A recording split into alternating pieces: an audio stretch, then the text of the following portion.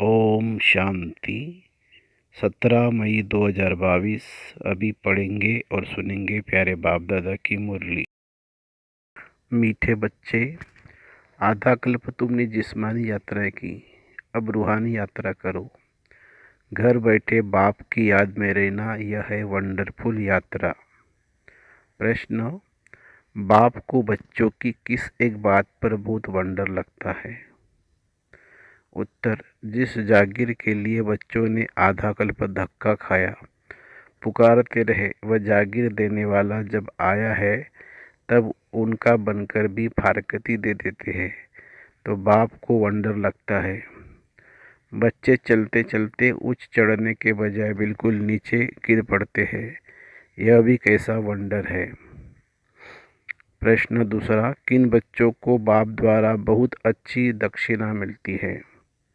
उत्तर: जो बाप के रचे हुए यज्ञ में यज्ञ की अच्छी संभाल करते हैं और सदा श्रीमत पर चलते हैं, उन्हें बाप द्वारा बहुत अच्छी दक्षिणा मिलती है। गीत है हमारे तीर्थ न्यारे हैं। ओम शांति। रूहानी यात्रियों ने यह गीत सुना, तुम बच्चे हो रूहानी यात्री। वह जो यात्रा पर जाते हैं उनको कहा जाता है जिस्मानी यात्री। वह जिस्मानी यात्रा भी आधा कल्प चलती है। जन्म बाय जन्म तुम यात्राएं करते रहे हो। वह जिस्मानी यात्राएं करके फिर भी लौट कर घर में आ जाते हैं। तुम्हारी यह रूहानी यात्रा। वह होते हैं जिस्मानी पंडे, तुम हो रूहानी पंडे। तुम पंडों का उस्ताद कौन है? निराकार परमपिता परमात्मा, उनको कहा जाता है पांडव सेना का आदि पिता। तुम जानते हो हम देह अभिमानी थे, अभी बाप ने आकर देही अभिमानी बनाते हैं। आत्माओं को वापस घर ले जाने के लिए अब तुम रूहानी यात्रा पर हो। इसमें कर्मेंद्र की बात नहीं रहती। यात्रा पर हमेशा पवित्र रहते हैं, फिर लौट कर आते हैं तो भिखारी बन जाते हैं। यात्रा पर जाना भी गृहस्थियों को है। निवृत्ति मार्ग वास्तव में गृहस्थ धर्म से न्यारा है। यात्रा पर ले जाने वाले हमेशा ब्राह्मण होते हैं। गीत भी है, चार धाम ने फेरा किया परंतु फिर भी बाप से दूर रहे। अब बाप यात्रा पर ले जाने के लिए तुमको पवित्र बनाते हैं। मुक्ति धाम, जीवन मुक्ति धाम में ले जाएंगे, फिर इस पति दुनिया में आना ही नहीं है। वो जिस्मानी तीर्थ करके फिर लौट आते हैं, आकर गंदे धंधे करते हैं। यात्रा पर क्रोध की भी मना करते हैं, खास व टाइम पतित नहीं बनते हैं। चार धाम की यात्रा करने में 3-4 मास लग जाते हैं। अभी तुम जानते हो हम आत्माएं जा रही है, बाप का फरमान है जितना हो सके मेरी याद में रहो। यह मुक्ति धाम की यात्रा, तुम वहाँ जा रहे हो, वहाँ के रहवासी हो। बाप रोज रोज कहते हैं मुझे याद करो तो विकर्म विनाश होंगे और तुम आगे जाते रहेंगे। घर बैठे तुम यह यात्रा करते हो तो वंडरफुल यात्रा हुई ना। योग अग्नि से सब पाप कटते हैं। आधा कल्प तुमने जिस्मानी यात्रा की है। पहले अव्यभिचारी यात्रा थी, फिर व्यभिचारी यात्रा हुई है। पूजा भी पहले एक शिव की करते हो, फिर ब्रह्मा विष्णु शंकर की, फिर लक्ष्मी नारायण आदि की। अभी तो देखो कुत्ते बिल्ली ठिक्कर भीतर आदि सबको पूछते रहते हैं। बाप समझाते बच्चे यह सब है गुड़ियों की पूजा। शिव बाबा के और देवी देवताओं के एक्यूपेशन को जानते नहीं है। गुड़ियों का एक्यूपेशन नहीं होता है। शिव बाबा के एक्यूपेशन को न जानना वह जैसे पत्थर पूजा हो गई। फिर भी कुछ न कुछ मनोकामनाएं पूरी होती है। सतयुग में जिस्मानी यात्रा होती नहीं है। वह मंदिर आदि कहाँ से आए? यह तो है ही भ्रष्टाचारी दुनिया। अपनी को पतित समझते हैं, तब तो पावन होने के लिए गंगा स्नान करते हैं। कुंभ के मेले का भी राज समझाया है। यह सच्चा सच्चा संगम। गाया भी जाता है आत्मा परमात्मा अलग रहे बहुकाल। सुंदर मेला कर दिया। सद्गुरु पतित पावन दलाल के रूप में आकर मिलते हैं। उनको अपना शरीर तो है नहीं। इस दलाल द्वारा तुम आत्माओं की अपने साथ सगाई कराते हैं अथवा बच्चों को अपना परिचय देते हैं। बच्चे, मैं आया हूँ तुमको शांति धाम की यात्रा पर ले जाने के लिए। पावन दुनिया में ले जाने। बच्चे जानते हैं भारत पावन था, एक ही आदि सनातन देवी देवता धर्म था, आर्य धर्म नहीं था। आर्य और अनार्य, अगर देवताओं को आर्य कहे तो आर्य धर्म में राज्य कौन करते थे? आर्य कहा जाता है पढ़े हुए को।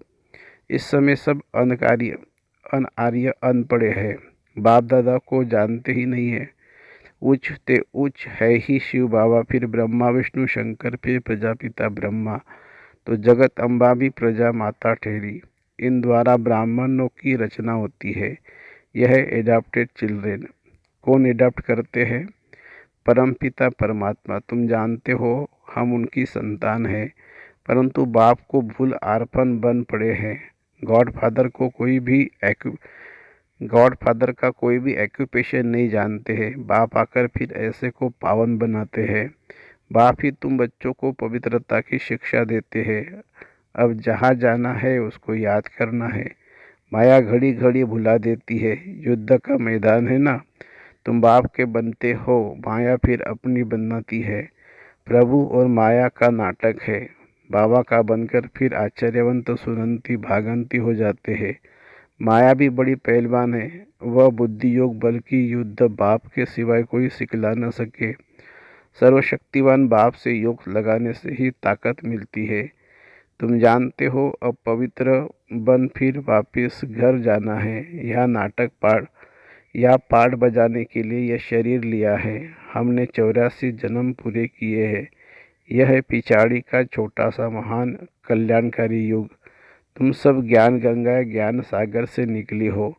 बाप कहते हैं बाप को याद करते रहो तो तुम्हारी आयु भी बढ़ेगी और भविष्य 21 जन्मों के लिए तुम अमर बनेंगे।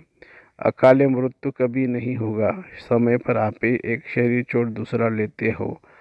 चलते फिरते बाप की याद में रहना है। इस याद से तुम सृष्टि को पवित्र बनाते हो। बाप आए ही है पावन बनाने। सैपलिंग भी उनका लगेगा जो देवता थे, अब शूद्र बने हैं और धर्मों में भी कन्वर्ट हो गए हैं। यह सब निकलते आएंगे। सबके अपने अपने सेक्शन हैं। यहाँ भी सबकी अपनी रस्म है। यह आदि सनातन देवी देवता धर्म का सैपलिंग लग रहा है। जो पहले ब्राह्मण बने थे वही आएंगे। ब्राह्मण बनने बिगर देवता बन नहीं सकते। ब्रह्मा का ना बने तो शिव बाबा से वर्षा पा नहीं सकते। जो देवता धर्म के हैं वही ब्राह्मण धर्म में जरूर आएंगे। अभी तुम कांटे से फूल बने हो, कोई को भी दुख नहीं देते। सबसे बड़ा दुश्मन है रावण। 5 विकारों रूपी दुश्मन गुप्त है। आधा कल्प से सबको लड़ाकर गिराए पतित बना दिया। अभी बाप ने यज्ञ रचा है। बेहद के बाप ने रुद्र ज्ञान यज्ञ रचा है, जिसमें सब स्वाहा होकर करना है। जिस घोड़े पर आत्मा विराजमान है, नाम ही है राजस्व राजाई के लिए रुद्र ज्ञान यज्ञ। कितना बड़ा यज्ञ रचा है स्वर्ग की स्थापना के लिए। जानते हो अब यह दुनिया ट्रांसफ़र होनी है। दिल में नशा रहता है। बाबा ने यज्ञ रचा है, इनको अच्छी रीति संभालना है। जो श्रीमत पर चलतेंगे उनको बहुत अच्छी दक्षिणा मिलेगी। यज्ञ की अच्छी संभाल करते हो तो तुम विश्व के मालिक बनते हो।